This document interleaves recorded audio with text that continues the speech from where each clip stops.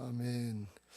예수님이 제자들을 훈련시키면서 한 단계씩 그들의 신앙을 이제 발전시키고 성숙시키고 그들이 감당해야 될 사역이 뭔가 하는 것을 가르쳐 주고 있습니다. 그것은 곧 예수님이 누구신가 하는 것을 똑바로 알고 예수님이 왜 오셨는가, 예수님의 이 땅에 오신 사역의 목적이 뭔가 하는 것을 똑바로 알고 예수님을 따라오게 하시는 그런 과정을 지금 가르쳐 주고 계십니다. 앞에 우리가 살펴보면 예수님이 누구신가 하는 걸 제자들이 잘 몰랐어요. 실제로 그랬어요. 갈릴리 바닷가에서 바람과 풍랑을 만나서 죽겠다가 우성치는 거, 예수님이 잠잠하라 고요하라 하면서 바람과 풍랑을 잔잔하게 하시니까 제자들이 예수님을 보면서 저가 누구이기에 바람과 풍랑도 잔잔하게 하는가. 그 예수님이 누구신지를 모르는 거예요. 하나님의 아들인 줄 모르고 하나님이신 줄 모르고 기적을 행하시고 말씀을 전하시니까 따라만 다닌 거예요. 이 역사는 예수님이 십자가를 지실 때 예수님의 제자들이 다 도망간 걸 보면 그때도 예수님이 뭘 하러 오셨는지, 너는 좌편이다 나는 우편이다, 그거 잘 모르고 따라다니고 그런 걸 보면 예수님이 누구신지를 모르고 따라왔어요. 그러니까 다른 십자가 앞에서 다 도망가고 다른 길로 갔단 말이죠.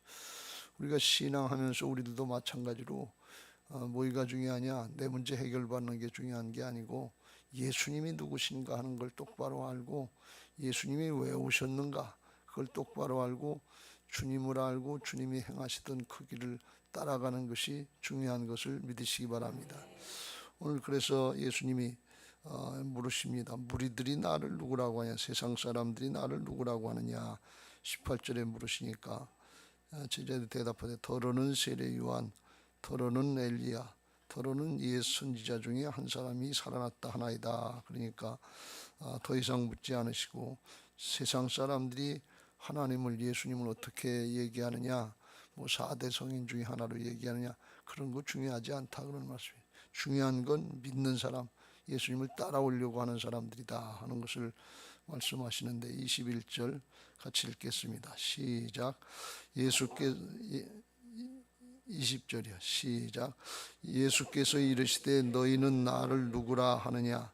베드로가 대답하여 이르되 하나님의 그리스도시니이다 그랬어요.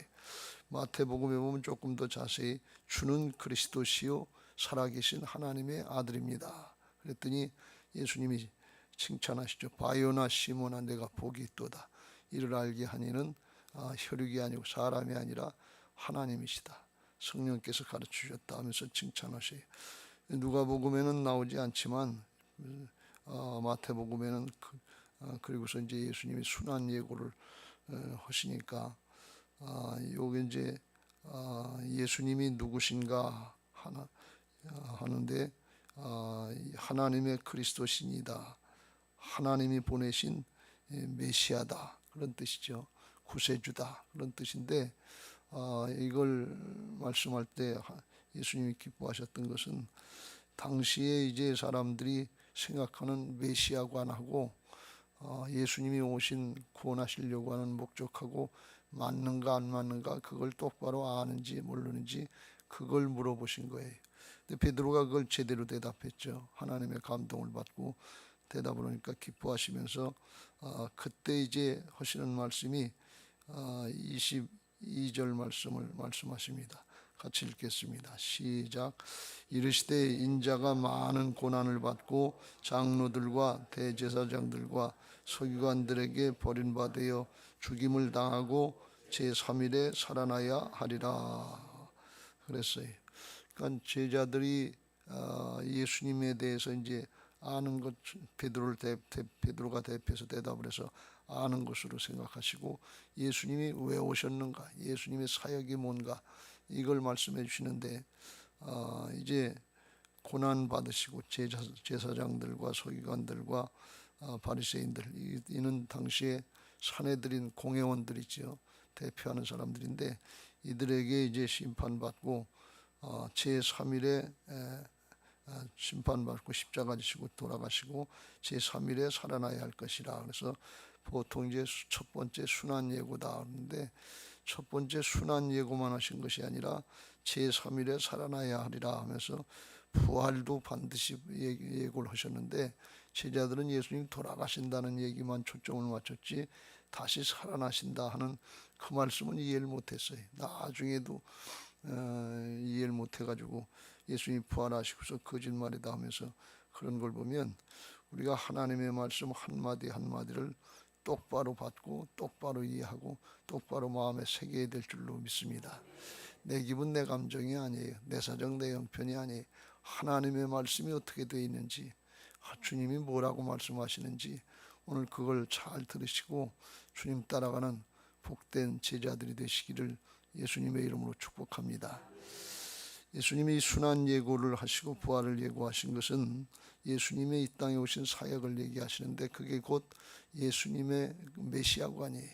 세상 사람들은 당시에 로마의 정복을 당하고 정치적으로 압박을 당하고 경제적으로 수탈당했기 때문에 그 현실 가운데서 자기들을 구원해 주실 다윗 왕과 같은 힘있고 능력 있는 정치적인 메시아를 바랬어요. 그러니까 예수님이 이제 귀신도 쫓아내고 질병도 치료해 주시고 오병이의 기적도 행하시고 바람과 풍랑도 잔잔하게 하시고 바다 위도 걸어오시고, 그러니까 이게 능력 있는 분이거든요. 그럼 됐다 말이지. 우리를 해방시킬 수 있겠다. 그리고 오병이의 기적을 행하셨을 때 요한복음 6장 15절에 보면 억지로 임금을 삼으려고 그랬다. 이런 분이 왕이 돼야 된다. 옛날이나 지금이나 그런 사람 있으면 대통령 돼야 된다. 나라를 잘 다스려야 된다. 그렇게 삼으려고 하지 않겠어요? 그런데 예수님은 빗자리를 피하셨죠. 왜 그런가 하면 예수님이 오신 목적은 세상의 정치, 경제, 우리 현실 문제 이걸 해결하러만 오신 것이 아니고 하나님 앞에 죄악의 문제를 해결하고 사망의 문제를, 죄악과 사망의 세력으로부터 구원해서 근원적으로 구원하시려고 하는 영원한 구세주가 되시려고 하시는 생명의 구세주로 오신 것을 믿으시기 바랍니다. 죄악과 사망의 문제를 해결하시려니까, 죄의 문제를 해결하려니까 다른 방법이 없잖아요. 육신을 오셔서 대속의 십자가를 지셔야만 죄를 대신 해결해 줄 수 있다. 다른 방법은 없어요. 사망의 문제를 해결하려니까 다시 살아나야 부활하셔야만 그 죄악과 사망의 세력을 이기실 수 있단 말이죠. 그래서 십자가와 부활이 아주 기본이고 근본이고 능력인 것을 믿으시기 바랍니다.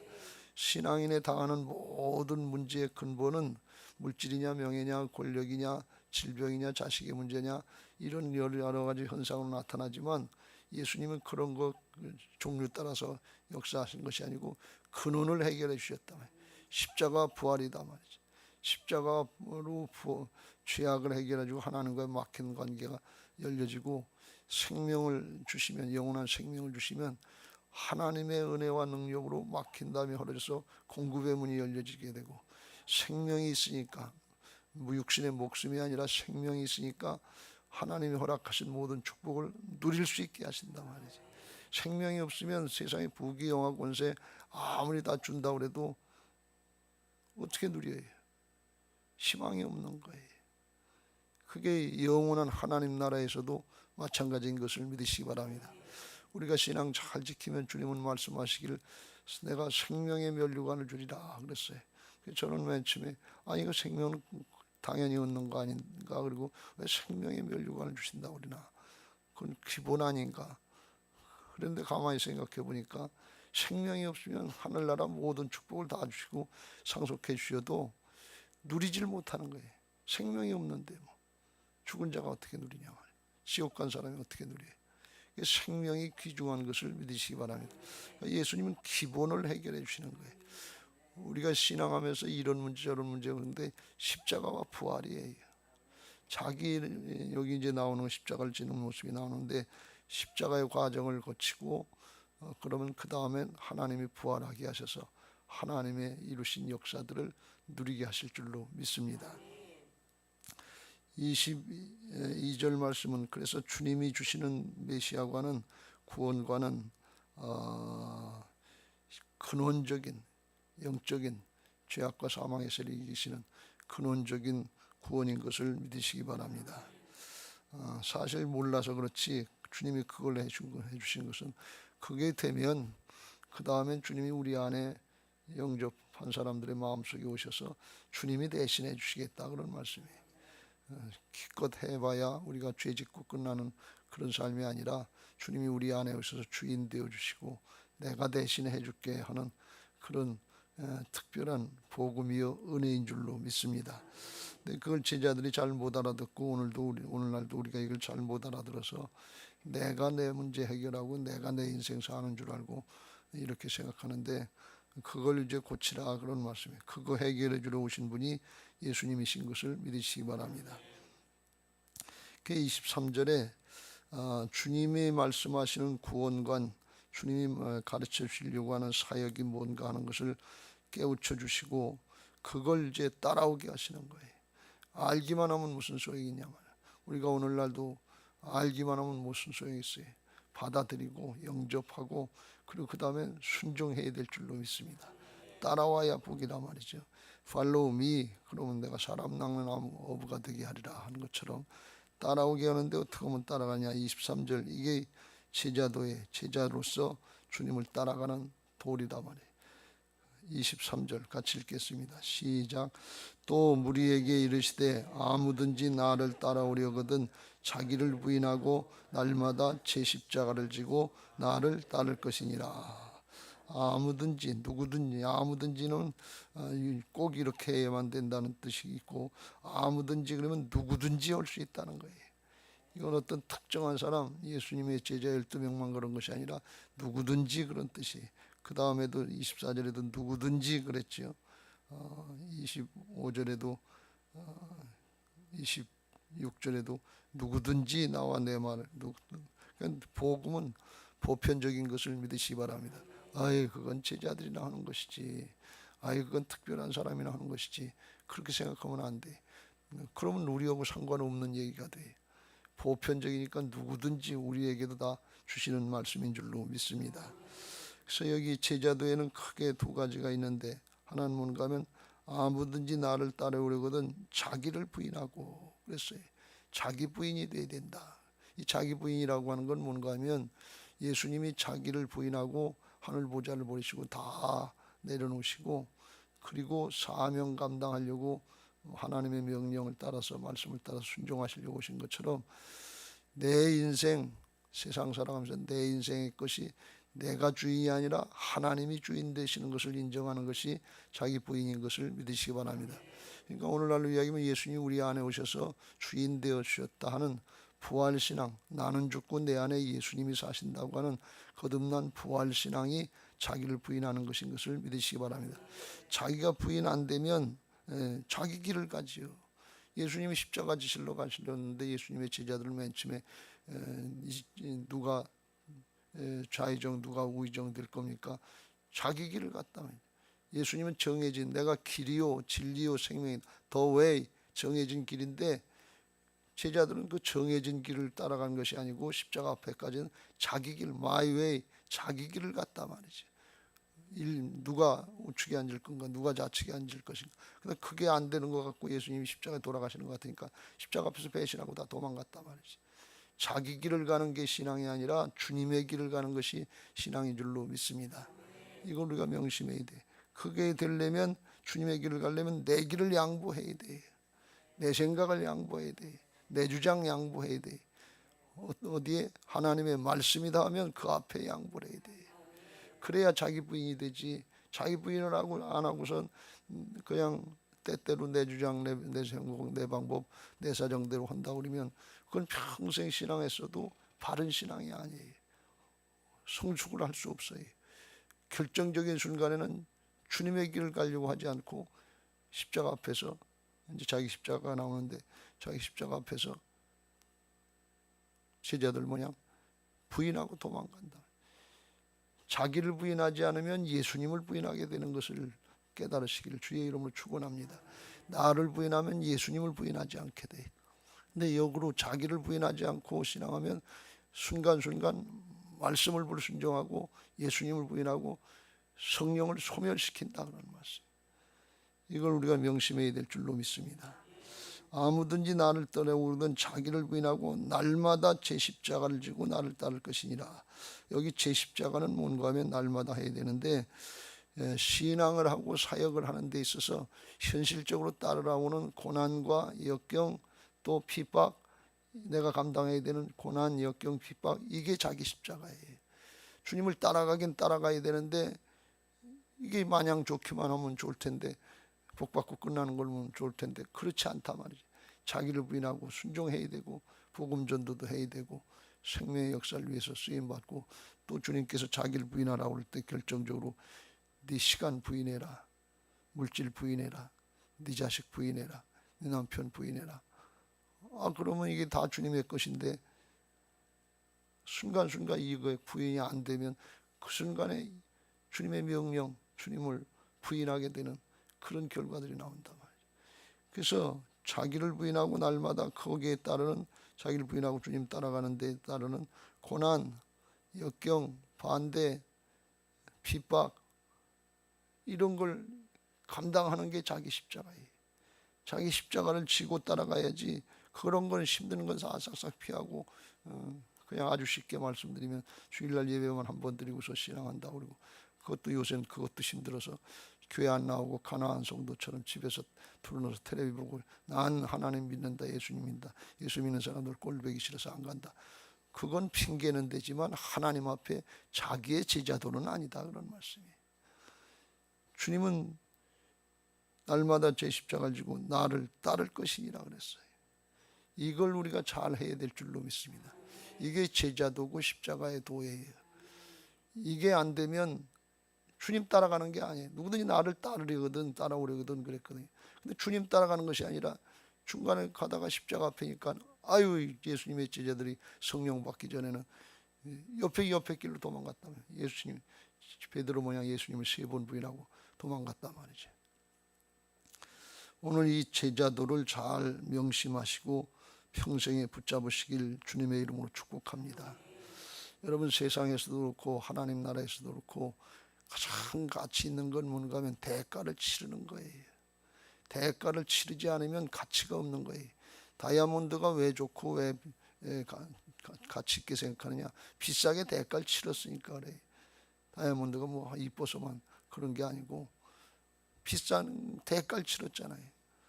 이거 100만 원 주고 샀으면 100만 원짜리예요. 근데 이게 500원 주고 샀다 그러면 500원짜리지. 대가를 조금밖에 안 치렀으니까. 대학 입시 왜 힘드냐? 그만큼 대가를 치르니까 그래. 치러야 되니까 그렇단 말이지. 성공하고 출세하려면 왜 힘드냐? 그만큼 경제하고 이겨나가려면 대가를 치러야 되니까 가치가 있는 거란 말이지.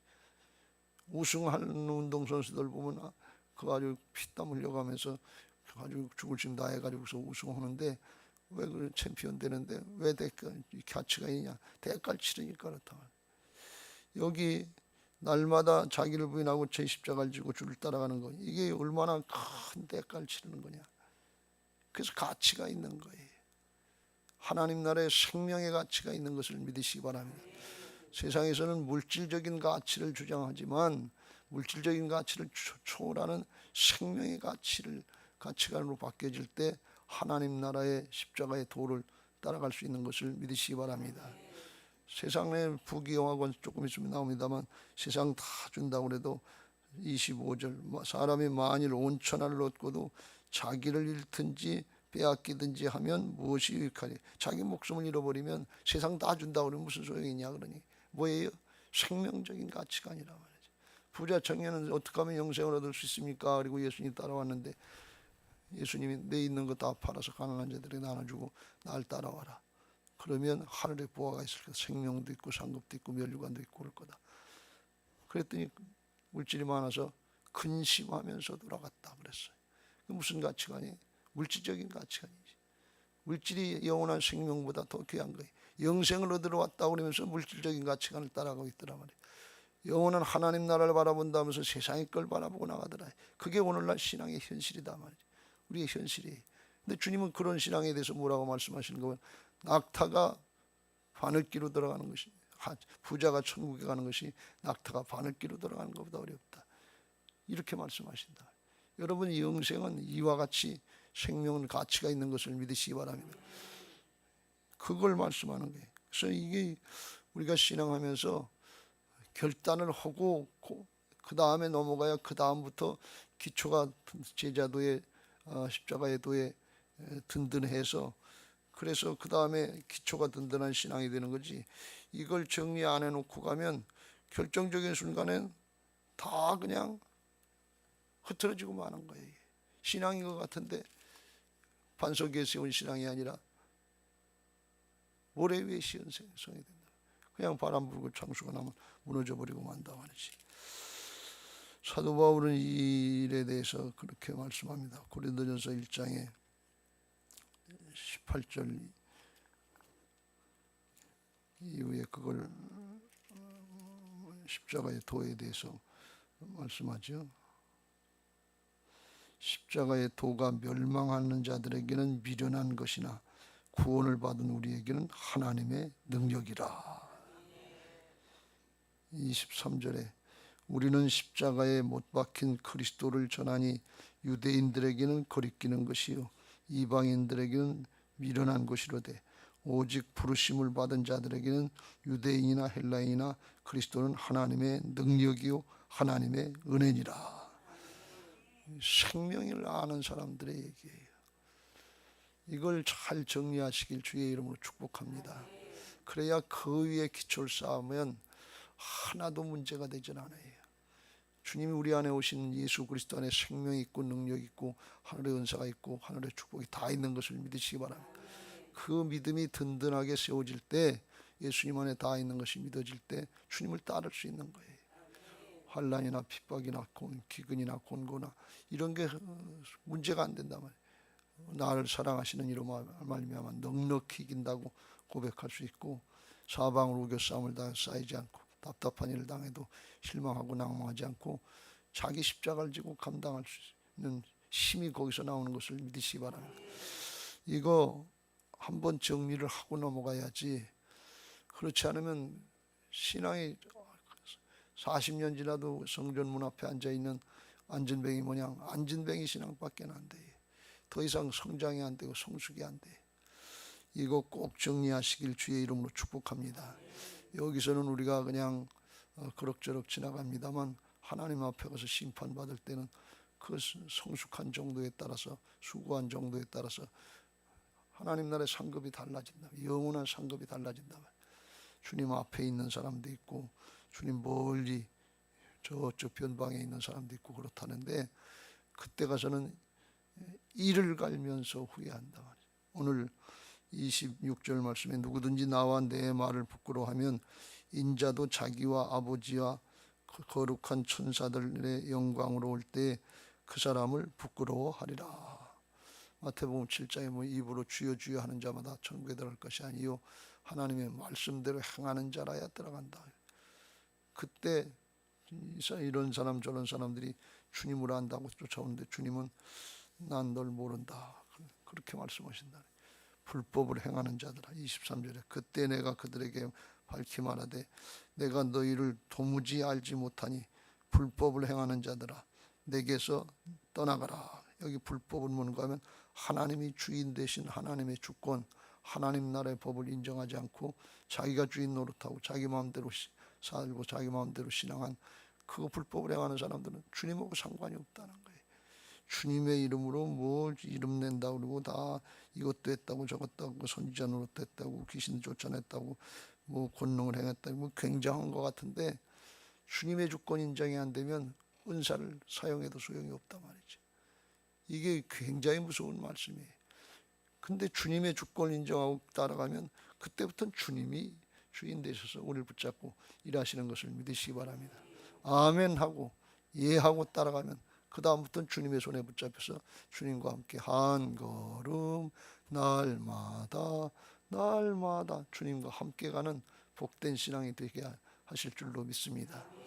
오늘 아침에 새벽부터 나와서 예배하고 기도하는 거 힘들고 어려운 일인데 이거 자기 십자가를 감당하는 거예요. 어저께 우리가 다니엘 기도를 하면서 좋은 게 뭔가 하면 날마다 간증 강사 설교하는 목사님들이 달라지니까 신앙의 아주 스펙트럼이 넓어지는 거예요. 관심사가 넓어진단 말이죠. 그냥 나하고 상관없다는 그런 얘기로 끝나시지 말고, 내가 신앙하면서 마땅히 감당해야 될 이런 부분을 간과하고 있었구나, 내 문제밖에 몰랐구나, 내 생각에 집착돼 있구나, 이걸 열어야 돼. 우리가 나라와 민족을 위해서 기도한다고 그러는데, 어저께 탈북한 분 간증을 들으면서 우리가 이걸 잘 모르고 있었구나, 우리는 이렇게 편하고 좋은 데서 신앙하고 있는데 그 문제 조그만 것 때문에 얼마나 불평했는데 거기서 목숨 걸고 하는구나, 그 땅에 복음이 전해지지 않아서 기도해야 되는데 그걸 안 했구나, 이걸 깨닫는단 말이죠. 내 입을 넓게 열라, 내가 채우리라. 넓게 열어야 되는데 그냥 요거밖에, 물질이면 물질, 건강이면 건강, 자식이면 자식, 요거밖에 모르는 거예요. 이게 얼마나 좁으냐 말이지. 너희 마음을 좁히지 말고 너희 마음을 넓히라고 바울이 고린도 교회에 말씀한 것처럼 넓혀져야 될 줄로 믿습니다. 그래야 큰 신앙이 되고 넓은 신앙이 되고 모든 부분에 있어서 선한 영향력을 미칠 수 있게 될 줄로 믿습니다. 내가 하는 것이 아니라 우리는 관심을 갖고 기도하고 할 수 있는 대로 우리가 시간을 바치려면 시간을 바치고, 물질이 많지 않아도 있는 것 가지고 하나님 앞에 바치려면 오병이의 기적 모양 우리는 적은 걸 드리는데 주님은 적게 받으시고 크게 사용하시는 것을 믿으시기 바랍니다. 주님이 하시면 크다 말이지. 그러니까 이게 말씀을 잘 들어야 돼요. 간증 잘 들으세요. 저건 나하고 상관없다 그러면 그건 뺏기고 넘어가는 거예요. 저런 부분에 저렇게 쓰임 받기는 우리의 자녀들이, 다음 세대들이, 우리 교회가. 어저께 기도하면서 그런 생각이 한동안 잘 잊어버리고 못했는데, 우리 교회가 제 생각 중에 하나가 나중에 통일이 머지않아 올 텐데, 통일이 되면 통일하는 과정에서 우리 교회가 쓰임 받게 하옵소서. 이게 민족의 통일이 아주 굉장히 중요한 건데, 선교 이상으로 중요한 건데, 우리나라가 통일되면 우리나라를 통해서 지금 반쪽 가지고도 역사를 하는데 통일되면 얼마나 더 큰 역사를 하시겠냐. 또 우리 동족들 아니에요. 그걸 우리가 뜨겁게 기도하지 못하고 관심을 갖지 못한 거, 이걸 회개하고 기도해야지요. 주님의 마음이 어디 있겠어요. 북한에서 굶어 죽어가고 거기서 믿음 붙잡고 복음 붙잡으려고 하는 거기에 마음이 있어요. 우리들에게 잘 먹고 잘 살고 조금 더 잘 살게 해주세요, 조금 더 낫게 해주세요, 여기에 주님의 관심이 있지 않고 굶어 죽어가는 것 같은 거기에 관심이 있단 말이지. 여러분 자식들을 키워보는데 자식들이 여럿 있으면 부모의 마음이 어디 있어요.